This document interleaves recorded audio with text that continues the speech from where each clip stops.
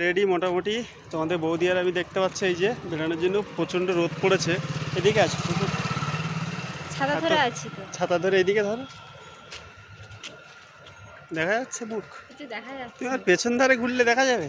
ছাওয়াতে নিয়ে এই যে তো দেখতে চলো। পাচ্ছ বেরিয়ে পড়েছি আমরা, এখন রাস্তায় আছি। এপাশে সাইকেল নিয়ে দেখতে পাচ্ছ, এই যে সাইকেল, হাতে সাইকেল। বাইক স্কুটি থাকতো, সাইকেল স্কুটি বাড়িতে আছে, গাড়ি আছে, অথচ কি করব, এই হেঁটে এই সাইকেল নিয়েই যাচ্ছি।